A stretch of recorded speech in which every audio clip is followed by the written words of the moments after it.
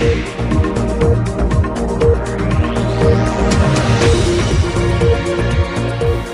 દર્શક મિત્રો, આપ નિહાળી રહ્યા છો S9 ન્યૂઝ। હું છું આશિષ સાવલિયા અને આપની સમક્ષ લઈને આવ્યો છું સ્પીડ 9। દેશ વિદેશ, ફિલ્મ જગત, રમતગમત, બિઝનેસ અને તે સિવાય કેટલાક ક્ષેત્રો સાથે સંકળાયેલી કેટલીક ખબરો। તો આવો નજર કરીએ સ્પીડ 9 પર।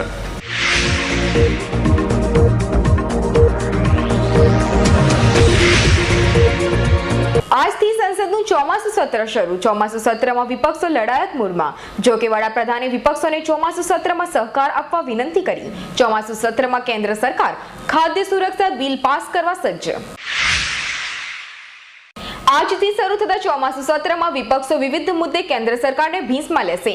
વિપક્ષો ચોમાસુ સત્રમાં FDI, નબળી આર્થિક સ્થિતિ, ચીનની ઘૂસણખોરી તથા અનામત મુદ્દે કેન્દ્રને ઘેરવાના મૂડમાં। સરકારી કર્મચારીઓનો DA 10% વધશે। સપ્ટેમ્બર મહિના માટેના મોંઘવારી ભથ્થાના દરમાં કેન્દ્ર સરકાર દ્વારા 10%નો વધારો કરાય તેવી સંભાવના। હાલ મોંઘવારી ભથ્થાનો દર 80% છે, જે વધારીને 90% કરાશે।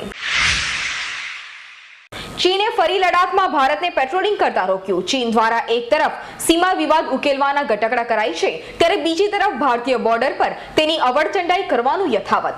ગત સપ્તાહમાં ચીનના દળોએ ફરી લડાખના ટ્રેડ જંકશન વિસ્તારમાં ઘૂસી ભારતીય આર્મીને પેટ્રોલિંગ કરતા રોક્યું। રામ મંદિર અંગે જનજાગરણ યાત્રા। દેશમાં યોજાનારી ચૂંટણીઓની પાર્શ્વભૂમિમાં વિશ્વ હિન્દુ પરિષદે અયોધ્યામાં રામ મંદિર નિર્માણની ઝુંબેશ શરૂ કરી। ભાજપના વરિષ્ઠ નેતા લાલકૃષ્ણ અડવાણીએ કહ્યું, રાજકારણીઓના અહંકારથી જ જન્મે છે ભ્રષ્ટાચાર। અડવાણીએ વધુમાં કહ્યું, ભ્રષ્ટાચાર દેશની સૌથી મોટી સમસ્યા। હવે અમેરિકન લશ્કર ભારત પાસેથી મેળવશે તાલીમ। ભારતના સફળ ત્રાસવાદ વિરોધી ઓપરેશનથી અમેરિકન લશ્કરી વડા પ્રભાવિત। ભારતીય અને અમેરિકન લશ્કરની સંયુક્ત તાલીમ યોજવાનો પ્રસ્તાવ। દુબઈ મેટ્રોમાં ધોતીધારી ભારતીયને પ્રવાસ કરતા અટકાવાયો। દુબઈ મેટ્રો માટે કોઈ સત્તાવાર ડ્રેસ કોડ નહીં હોવા છતાં પોલીસ કર્મીની દાદાગીરી। ઉત્તર પ્રદેશના બરતરફ કરાયેલા IAS દુર્ગા મામલે કોંગ્રેસ અને સમાજવાદી પક્ષ વચ્ચે વિવાદ।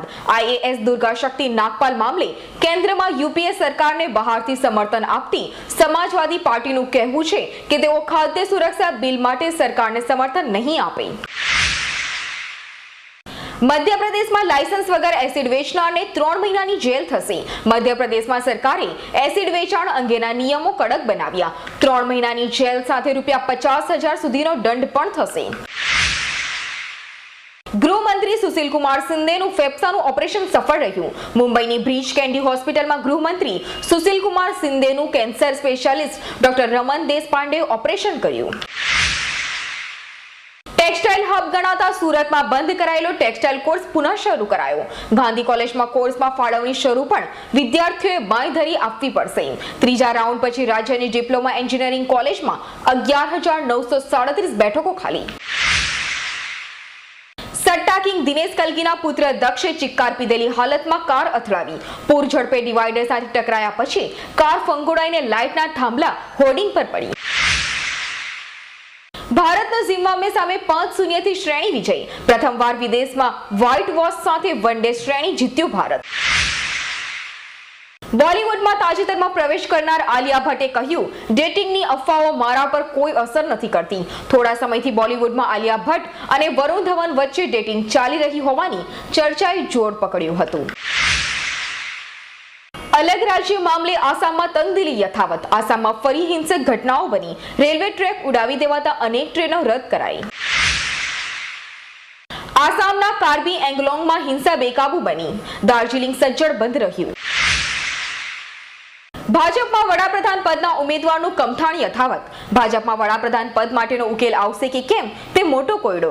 જો કે સંઘ દ્વારા ગુજરાતના મુખ્યમંત્રી અને ભાજપના ચૂંટણી પ્રચાર સમિતિના અધ્યક્ષ નરેન્દ્ર મોદીને વડાપ્રધાન પદના દાવેદાર જાહેર કરવા આદેશ અપાઈ ચૂક્યો છે। 50 વર્ષ બાદ ઓસ્કર માટે આવેદન મોકલવાનો પાકિસ્તાનનો નિર્ણય।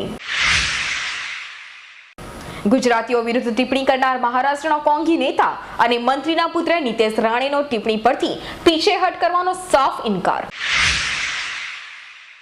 ભાગીરથી નદીના પ્રવાહમાં મણિકર્ણિકા મંદિર તણાયું। ભાગીરથી નદીના પ્રવાહમાં પ્રસિદ્ધ મણિકર્ણિકા મંદિર સાથે DMO પણ તણાઈ ગયા। ગુજરાતના મુખ્યમંત્રી અને ભાજપના ચૂંટણી પ્રચાર સમિતિના અધ્યક્ષ નરેન્દ્ર મોદી વિરુદ્ધ ટિપ્પણી કરનાર ભાજપના રાજ્યસભાના સાંસદ શત્રુઘ્ન સિન્હાને ભાજપે કહ્યું ખામોશ. નેપાળને પુનઃ હિન્દુ રાષ્ટ્ર ઘોષિત કરવા રાષ્ટ્રીય પ્રજાતંત્ર પાર્ટીની માંગ. રાષ્ટ્રીય પ્રજાતંત્ર પાર્ટીના અધ્યક્ષ કમલ થાપાએ સોગંદ લઈ 21 થી 28 ઓક્ટોબર દરમિયાન નેપાળમાં સહી ઝુંબેશ ચલાવવાની જાહેરાત કરી. 2008ની સાલથી હિન્દુ રાષ્ટ્રના બદલે નેપાળને ધર્મનિરપેક્ષ રાષ્ટ્ર તરીકે જાહેર કરાયું હતું. નેપાળ ફરીથી દુનિયાનો એકમાત્ર હિન્દુ રાષ્ટ્ર બનશે. રાજ્યભરમાં મેઘરાજાએ પોરો ખાતા લોકોએ રાહત અનુભવી. રાજ્યના 142 તાલુકાઓમાં હળવો વરસાદ થયો. ઉકાઈ ડેમના ઉપરવાસમાં પણ મેઘરાજાએ વિરામ લીધો. જોકે ઉકાઈ ડેમમાં સતત 1.5 લાખ ક્યુસેક પાણીનો આવરો યથાવત રહેતા ડેમને રૂલ લેવલે લઈ જવા માટે ડેમમાંથી સતત 2.5 લાખ ક્યુસેક પાણી તાપી નદીમાં છોડવાનું યથાવત. નર્મદા નદીની સપાટી 32 ફૂટને પાર. ભરૂચના ગોલ્ડન બ્રિજ પાસે નર્મદા નદીએ 31 ફૂટની સપાટી વટાવી દેતા 24 ગામના લોકોને એલર્ટ રહેવા સૂચના અપાઈ, જ્યારે 3000 થી વધુ લોકોનું સ્થળાંતર. ભૂતપૂર્વ ગૃહમંત્રી અને ભાજપના ઉત્તર પ્રદેશના પ્રભારી અમિત શાહને ઇન્ફેક્શનની અસર થઈ. અમિત શાહ ઇન્ફેક્શનની બાદ સારવાર હેઠળ હોસ્પિટલે દાખલ થયા.